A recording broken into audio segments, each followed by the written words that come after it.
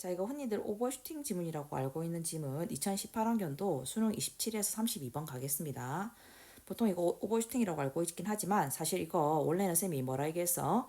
정부가 정책 목표 달성을 위해서 정책 수단의 특성을 고려하여 정책을 수행하는 그런 이야기라고 얘기했죠. 그래서 거시적으로 봤을 때는 정부의 목표 달성을 위한 정책 수행을 어떻게 하는지 이거에 대한 이야기고 그 사례로 환율과 관련된 경제 현상 이야기 하나 살펴본다고 했고요. 그게 바로 부분적으로 오버슈팅에 대한 이야기고 그거를 자세히 한 번 더 확인하는 정도의 내용이고 그 다음에 다시 가서 마지막에 그래서 단기 환율이 이렇게 됐을 때 정부가 예방하고 대처하기 위한 다양한 정책 수단을 동원한다고 얘기하면서 자, 이거 오버슈팅의 원인을 물가 경직성 완화를 위한 정책 수단 중에서 뭐 강제성 낮은 사례로 정보를 신속하고 정확하게 공개하거나 뭐 가격 규제 축소하거나 등등등 요 밑에 전부 다 내용 뭐라고 얘기했어? 미세 조정 정책 수단이라고 얘기하면서 여기에 관련돼서 나온 문제가 9번 1대1 대응 형태의 문제. 그 다음에 정부 정책 수단에 대한 관련된 거니까 6번 정책 수단 이해 문제. 그래서 사실 부분적으로 오버슈팅에 관련된 부분 내용 문제는 5번이랑 7번 내용 같은 이런 세부적인 문제, 그 다음에 뭐 이제 증가와 하락, 상승의 개념을 아는지에 대한 문제 이렇게 나왔었고요. 사실 전체 내용은 정책 수단에 대한 문제라는 거 일단 이해를 먼저 하셔야 됩니다. 자, 그럼 다시 한번 가겠습니다. 정부는 정책의 목표를 효과적으로 달성하기 위해 정책 수단의 특성을 고려하여 정책을 수행할 겁니다.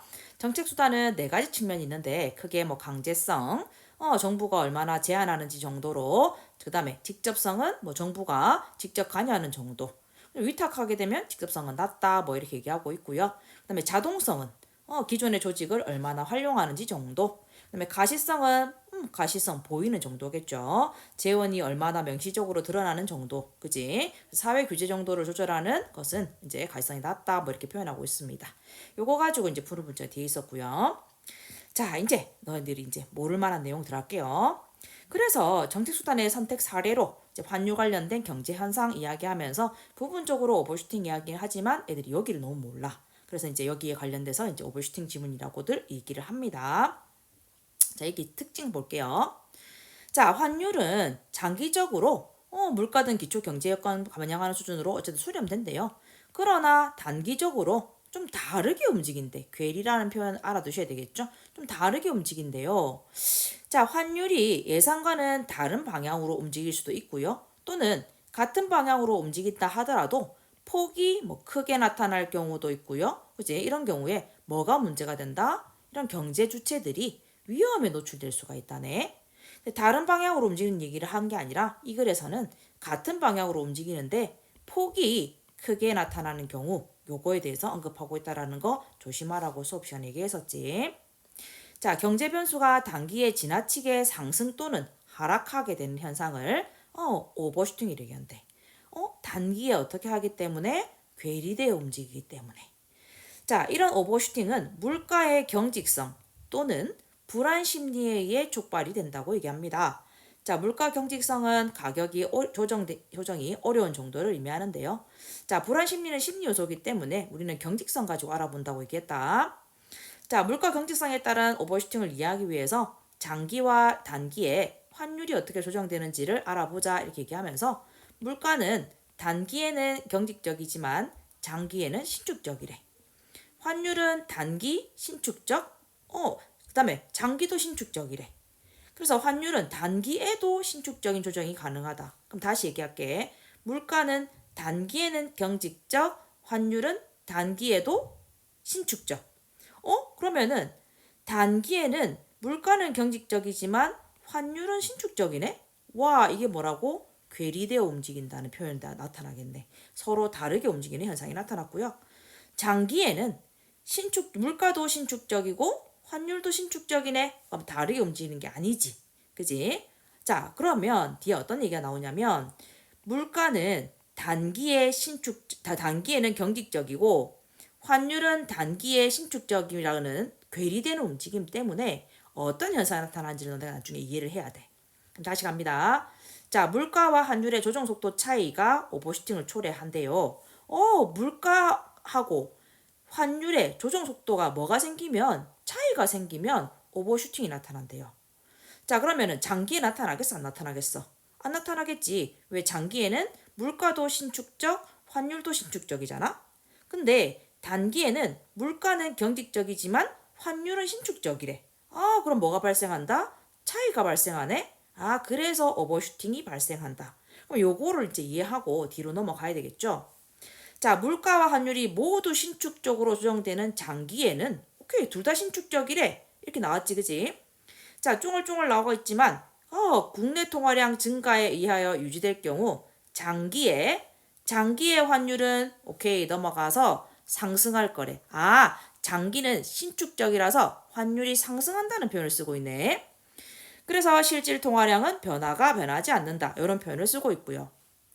단기에는 물가의 경직성으로 말미암아 다른 움직임이 오버슈팅이 발생할 수 있대. 다른 움직임 때문에. 그러면 경직성 때문에 다른 움직임이 나타나면서 오버슈팅이 발생한다. 이렇게 얘기하고 있네. 그래서 국내 통화량이 증가하여 유지될 경우에 경직적이어서 실질 통화량은 증가하고 시장 금리는 하락한대요. 그래서 투자의 기대 수익률이 하락함으로써 외국인 투자 자금이 해외로 빠져나가거나 투자 자금 유입을 위축시키는 결과를 초래한대요. 자국의 통화 가치는 하락하고 환율이 상승한대요. 그러면 경직성으로 다른 움직임이 나타나는데 그 다른 움직임이 바로 뭐라고? 환율이 상승하는 거래. 그러면 통화량의 증가로 인한 효과는 물가가 신축적인 경우에 예상되는 환율 상승에.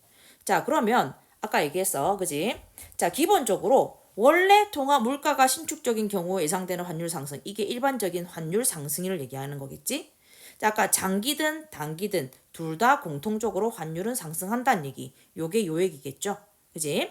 근데 금리 하락에 따른, 오케이, 금리 하락은 뭐 때문이야? 경직성 때문이야. 그지? 경직성 때문에 나타나는 해외 유출이 유발하는 환율 상승.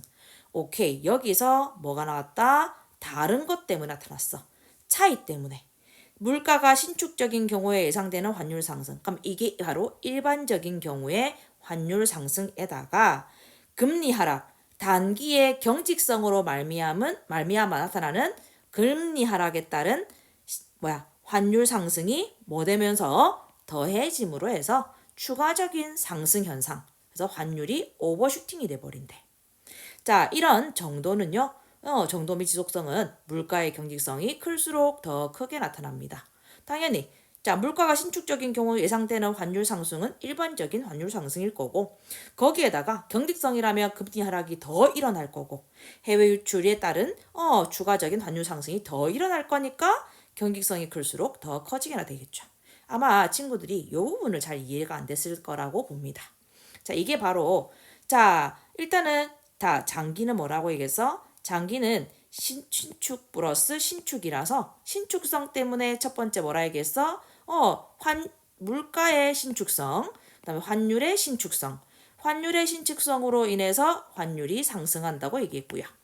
됐습니까? 그다음에 물가가 신축적이라서 결국 환율은 오르지 않는다. 이렇게 얘기했는데 단기는 어떤 일이 생긴다고 얘기했어? 물가는 뭐한다? 경직적이고 그다음에 환율은 신축적이라서 환율의 신축성 때문에 나타나는 뭐한다? 환율 상승.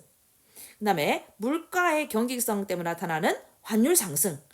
환율 상승이 두 번 오버해서 나타나기 때문에 뭐가 나타난다고? 오버슈팅. 이렇게 이해하시면 됩니다. 아마 이 부분이 친구들이 이해하기 힘든 부분이었을 건데 요게 여기 앞에 나오는 이 부분하고 연결해서 다시 한번 정리하시면 될 것 같습니다. 국내 통화량이 증가하면서 유지될 경우 장기에서 원래 뭐한다? 장기의 환율은 상승한다. 이렇게 얘기했었으니까 통화량이 상승하면 통화량이 증가하면 물가가 신축적인 경우 예상되는 통화량 증가로 인한 효과 이것 때문에 원래 환율이 상승하는데 물가의 경직성 때문에 금리 하락이 일어나면 또 환율이 상승하는구나. 요걸 같이 연결해서 환율의 오버슈팅이라고 이해하시면 될 것 같습니다. 그리고 시간이 경과함에 따라 물가가 상승하여 실질 통화량이 원래 수준으로 돌아오게 되고 외국으로 갔던 자금이 다시 금리 반등으로 인해 복귀하게 되면 올라갔던 환율은 다시 장기에는 구매력 평가서를 기초한 환율로 다시 수렴하게 되면서 안정을 찾게 된다. 이렇게 얘기하는 걸로 마무리하고 있는 게 가 부분입니다. 나머지 5문단은 그렇게 어렵진 않을 거예요. 쭉 대응해서 1대1 대응해서 9번 문제하고 연결해서 풀면 된다고 얘기했죠.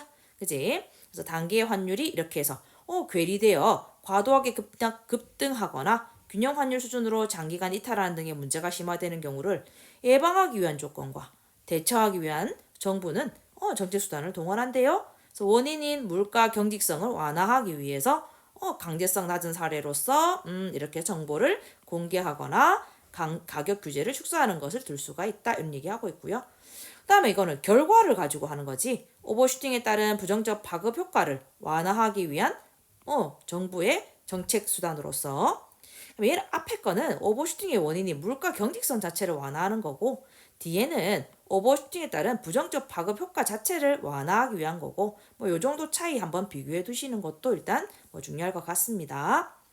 수입 필수 품목에 대한 세금을 조절함으로써 또는 이제 보험을 제공함으로써 지급 보증 제공하기도 하고 이제 직접성이 높은 사례다 하면서 구체적으로 나타나 있다 이렇게 보시면 되겠습니다. 자, 여기까지 혹시 또 모르는 거 있으면 질문하시면 되겠습니다. 수고했습니다.